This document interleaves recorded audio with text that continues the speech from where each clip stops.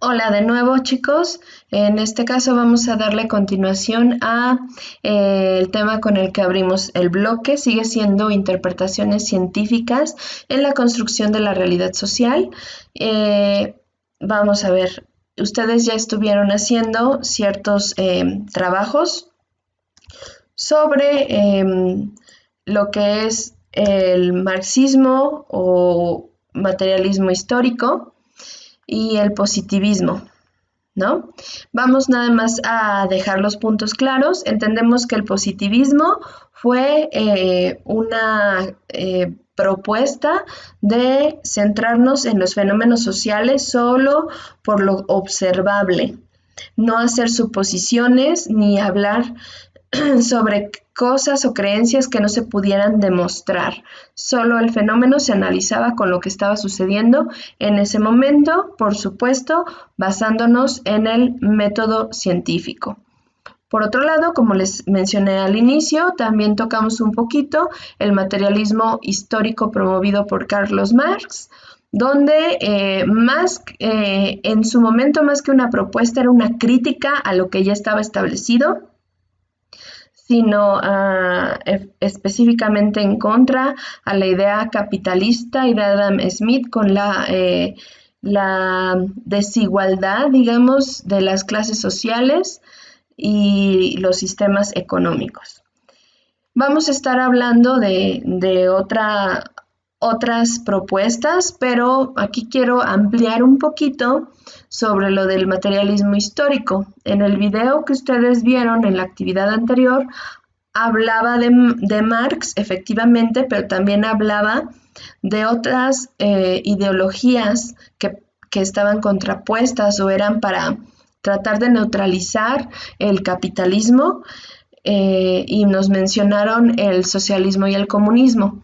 Realmente estas tres teorías, el materialismo histórico, el comunismo y el socialismo, es como la misma corriente, pero con diferentes enfoques que se fueron dando a través del tiempo y del contexto en el que fueron sucediendo las cosas. Pero efectivamente todo parte del marxismo y la crítica hacia la desigualdad económica promovida por las mismas desigualdades de las clases sociales.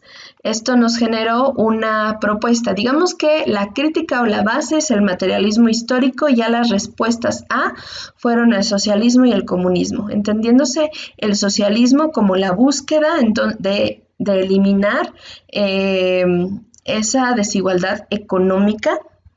Quiere decir que la riqueza o las ganancias iban a ser repartidas de manera equitativa o de manera igualitaria, tanto a la burguesía como al proletariado, ¿sí? Los dos tenían que ganar de producir algo, pero entonces dejaba de ser negocio para los jefes, los dueños o los que tenían la propiedad del capital. Entonces, pues se dejaba perder el negocio. Entonces, todo con este problema evoluciona a una tercera parte, que es el comunismo. Se eliminan las clases sociales, no hay burgueses ni hay proletariado, de alguna manera. Obviamente esto en papel sonaba muy bien, sonaba muy lógico y factible. Ok, si va a dejar, la iniciativa privada desaparece porque no representa una ganancia para ellos al tener que repartirla o compartirla más bien con quien hacía la mano de obra, pues entonces todo se quedó en manos del sector público, que quiere decir el gobierno. El gobierno se encargaba de manejar las fábricas y a su vez pues le daba trabajo a todos, y la venta de la producción de esas fábricas también era ganancia del trabajador y del Estado. Sonaba muy bien, por supuesto, sonaba bastante factible.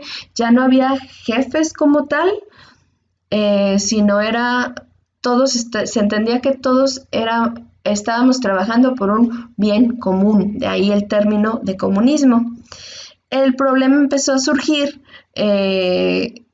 cuando, pues, de todos modos ningún gobierno puede manejar todo, ni puede ser experto en todo. Entonces hubieron cosas de mala calidad, hubieron esa búsqueda de autosustentarse que no era posible, era como era una ideología de ser autosuficiente, pero sí, una sociedad puede ser autosuficiente hasta cierto punto, pero dependes de los demás y necesitas intercambiar bienes y necesitas entrar a la economía de mercado para intercambiar esos bienes, y eso no era compatible con esos sistemas. Pero bueno, vámonos por partes. Hay que entender lo que les dije hace rato, que el materialismo histórico, socialismo y comunismo parten de lo mismo, pero cambian y tienen ciertas diferencias. Vamos a definir. El marxismo denuncia, o critica a lo que existía en ese momento. De ahí partimos de decir que, ¿saben qué? Lo que estamos haciendo está mal, es injusto. Nos vamos hacia la propuesta socialista, donde dejamos a los capitalistas y se hace el modelo en que todo se va a repartir para todos. Todos van a tener apoyos del gobierno, el gobierno se va a asegurar de que tengas trabajo, te va a acomodar en una fábrica o en una escuela o en alguna parte. ¿Se les hace conocido? Probablemente. Y al final, el comunismo. El comunismo, digamos que lleva todo hacia cierto extremo, donde se tiene esa idea de igualdad y libertad, porque, bueno, al no ser diferentes entre nosotros, ni una distinción, somos colegas, ninguno se crea un tope, todos o avanzamos igual o retrocedemos igual. Suena justo, pero en la práctica hubieron problemas, porque entonces quiere decir que si tú tenías la capacidad de superarte un poco más, eso hacía ruido y era completamente egoísta con tu sociedad. Entonces, o hacías de alguna manera que esto subiera o tenías que mantenerte en ese nivel. Y eso fue lo que también de alguna manera empezó a generar cierto tipo de desigualdad, ciertos problemas.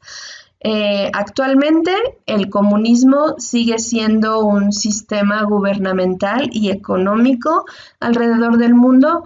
Hubieron muchos problemas con los que se entendió que esto de papel sonaba muy bien, pero en la ejecución faltaban recursos, faltaba organización, no le podías dar trabajo a todos, por más que quieras, no se le puede dar trabajo a todos bajo las mismas condiciones, y eso genera limitantes a las familias en cuanto a recursos, en cuanto a tiempo libre, en cuanto a sistemas de salud, pero eso se aprendió con el paso del tiempo. La primera nación grande en establecer el sistema comunista fue Rusia, con la Unión Soviética, que no nada más comprendía Rusia, sino varios países de la Europa Oriental, que fueron países que lucharon contra el nazismo de la Segunda Guerra Mundial, y bueno, Rusia los apoyó para liberarse del régimen nazi, y por ese tipo de, pues entre agradecimiento y entre cambiar un dictador por otro, pues se unificaron, y es la Unión de Repúblicas Socialistas Soviéticas. Terminaron dividiéndose, por supuesto, ya hasta finales de los 80s, principios de los 90s, sobre todo a raíz de todo el desastre de Chernóbil. Fue como la gota que derramó el vaso para hacer la división de la URSS. pero Rusia sigue teniendo ciertos ideales, ya no tan fuertes como en un principio, pero sigue teniendo en sus políticas este cierto grado de colectivismo. No tanto como es el caso de China. China, que ahorita se ha vuelto muy de moda. China se sigue llamando un país comunista socialista, pero esto se mantiene de manera interna para sus políticas sociales, ya no con el comportamiento hacia los de afuera. Con el comportamiento hacia los de afuera participa como cualquier otro país en la economía de mercado. Quiere decir que es la economía de mercado, lo que ustedes vieron con los estudios de Adam Smith, el entrar en la oferta, el juego de oferta, la demanda, las estructuras de trabajo. Ya siguen en China durante muchos años, no había jefes, no había dueños de cosas, todo era este sistema comunista de que las tiendas y los bienes y los servicios pertenecen al Estado y ellos los administran. Ahora no, la gente ya tiene propiedades y capital. Entonces, se dieron cuenta hasta cierto punto que ciertos ideales comunistas no eran perfectos o no eran tan fácil de ejecutar, y tomaron, digamos, que lo bueno del capitalismo y lo implementaron, pero siguen teniendo esta filosofía colectiva, ¿no? De el bien para todos. Y bueno, lo hemos estado viendo en ciertas noticias, ¿no? Por último, Cuba. No quiere decir que estos son los únicos países que se consideran comunistas. De hecho, Corea del Norte se considera comunista. Corea del Norte fue apoyada por la URSS en su momento, entonces toma muchísimo de esos ideales, pero bueno, Corea del Norte es un caso como aparte, y algunos países de África también se consideraron comunistas socialistas, pero no lo llevan al extremo, lo usan como para ciertas políticas públicas. Cuba durante muchos años pues era precisamente, durante muchos años se hizo amiga de Rusia, de la URSS y de China. Sacan a los estadounidenses de ahí, instauran esta política comunista, y bueno, lo logran hacer durante muchos años, salvo de los últimos 15 años o 20 años para acá, donde llega un tope en el que no se puede producir lo que el país necesita, y China y la URSS están tan lejanos y tienen tantos problemas políticos y económicos que México precisamente apoya mucho a Cuba durante estos años en enviar recursos a cambio de hacer intercambios culturales. Actualmente ya no está ninguno de los Castro como presidentes del país. Se está hablando en convocar a la primera votación en más de 40, 50 años en el país para crear un congreso como tal, un congreso fuerte que no tenga nada que ver con el régimen comunista. Entonces, bueno, creo que Cuba está jugando un poco como China, el de mantener sus políticas colectivas, pero en algún momento van a entrar en el juego de la economía de mercado. Ojalá que sí. El pueblo cubano se ha caracterizado por saber resolver problemas, no por eso uno de los mejores sectores de médicos en el mundo son cubanos, pero bueno, no nos desviemos del tema. Vamos a ver una propuesta nueva, que es la teoría funcionalista. Nos vamos a enfocar en un autor, en un investigador llamado Emilio Durkheim, o Émile Durkheim. Es francés. Curiosamente, igual que Marx, también venía de una familia judía que deja esas raíces culturales y religiosas, y buscan el laicismo. Sabemos que el laicismo es no tener que ver con ninguna religión, sino ser neutrales de alguna manera. Y bueno, él toma o retoma ciertas, es semicontemporáneo de Marx, retoma ciertas ideas, le ve potencial a esto del materialismo histórico, pero también toma otras cosas del positivismo que ya habíamos mencionado, pero ninguna la toma al 100%. Vamos a ver qué es lo que logra proponer Durkheim con muchos otros autores. Dice que los seres humanos o las sociedades humanas tendemos naturalmente, o sea, de manera espontánea, a organizarnos por funciones para nuestra supervivencia. Quiere decir, a ver, ¿tú qué sabes hacer? Tú eres fuerte, tú puedes cazar. Ajá. Tú no eres tan fuerte, pero eres rápido, tú puedes poner trampas, ¿no? O puedes avisar de los peligros. Las mujeres pues tienen que cuidar a los niños y tal vez pueden cuidar a los rebaños, ¿no? A lo que no implique mucha fuerza física. Tendemos a organizar, a tomar un rol, a eso se refiere Durkheim con estas funciones. Y estas funciones generan una estructura, igual, naturalmente. Vemos que ya tenemos las dos palabras de esta teoría mezcladas. Una estructura que se refiere a una organización. No abandona el positivismo de Augusto Comte, de hecho rescata lo del análisis social en base al método científico, pero no se vuelve tan extremista como que solo lo que la ciencia y lo que nos dice la ciencia es principio y fin de una sociedad. No, de hecho retoma ciertas partes metafísicas que ya habíamos mencionado sobre los valores y las aptitudes y los sentimientos de las personas que pertenecen a una sociedad.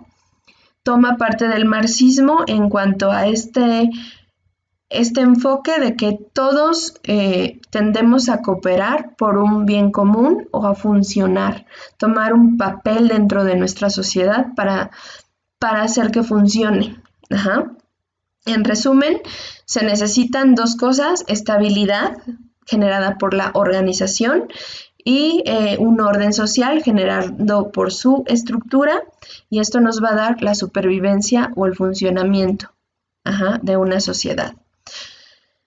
En teoría, o más bien en resumen, el funcionalismo se centra en una explicación que una sociedad funciona como un cuerpo humano.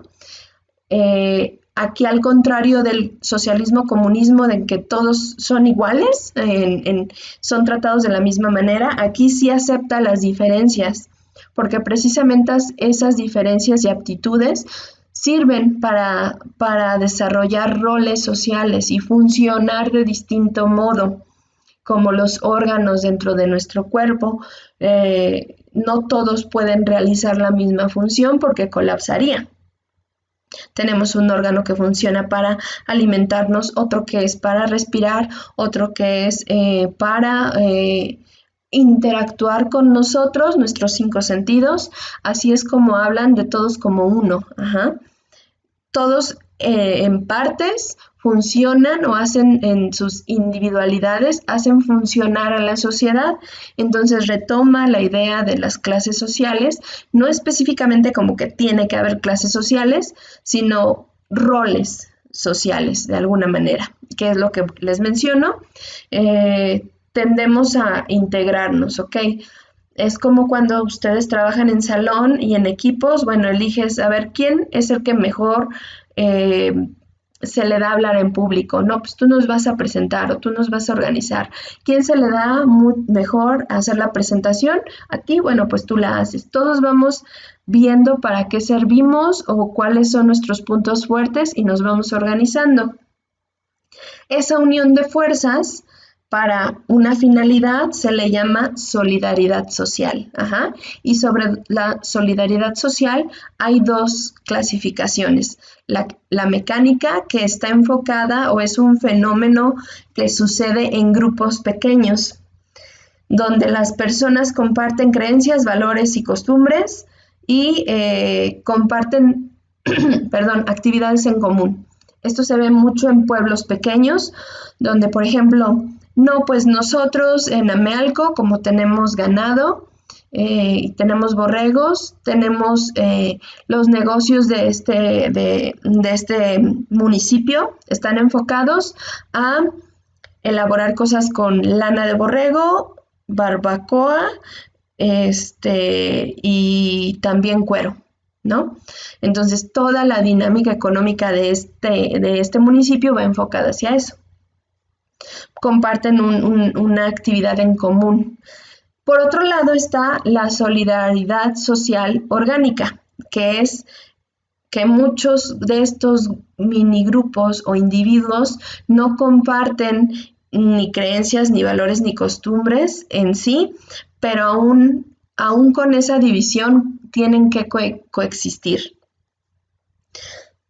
Por ejemplo, Querétaro como estado es un estado que se considera multicultural porque tenemos diferentes, o somos de los estados que más tenemos extranjeros viviendo, y eso ha enriquecido.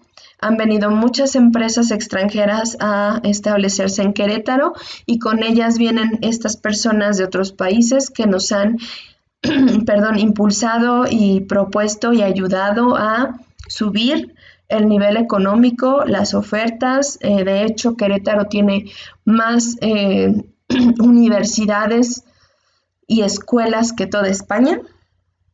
En serio, eso es un dato real. Entonces, a pesar de esas diferencias, vamos encaminados hacia algo más grande. Esos son los dos tipos de solidaridad social que existe.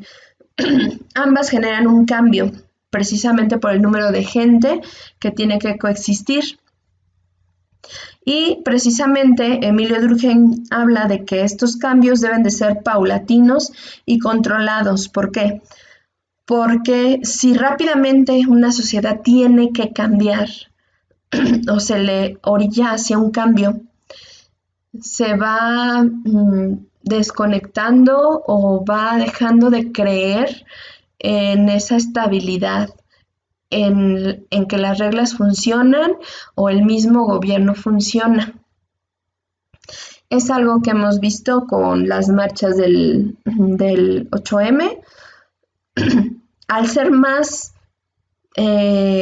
cantidad de gente, tendemos a tener problemas sociales y tenemos que cambiar nuestras costumbres. Hace 20 años podíamos salir a la calle perfectamente a altas horas de la noche y sabías que no te iba a pasar nada, pero no es lo mismo. Y este cambio ha sido muy drástico. En su momento fue también a raíz del terremoto del 85, que viene mucha gente de la Ciudad de México porque ya no pueden regresar a sus hogares, y también hubo un cambio social en Querétaro muy grande. Llegaron empresas, industrias, fuerza de trabajo de fuera del estado, y dicen que se rompió esa tranquilidad. Nada tiene que ver con la tranquilidad que se ha roto ahora en el 2020. Entonces, esta percepción de un cambio repentino crea tensión, inconformismo, falta de creencia, y este fenómeno Durkheim lo denomina como anomia, que quiere decir sin nombre, sin regla. Ajá. Vamos a hacer una actividad muy sencilla.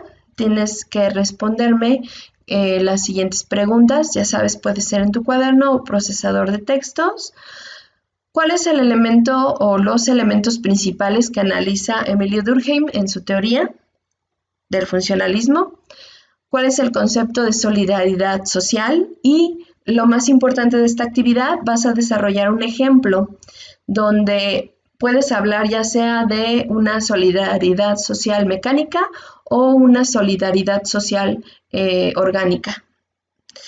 Y vas a explicarme cómo funciona, vas a explicarme un ejemplo. Así como yo acabo de hablar de Amealco y de Querétaro como estado, tú me vas a hablar de un ejemplo ya sea de las dos o de una sola. tú eliges, pero debe de ser de al menos media cuartilla de tu cuaderno o de una hoja carta en procesador de texto, ¿ok?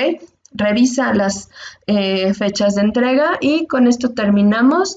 Nos vemos o estamos comunicándonos, subiendo material y actividades hasta el lunes. Entonces, cuídate y que tengas muy buen fin de semana.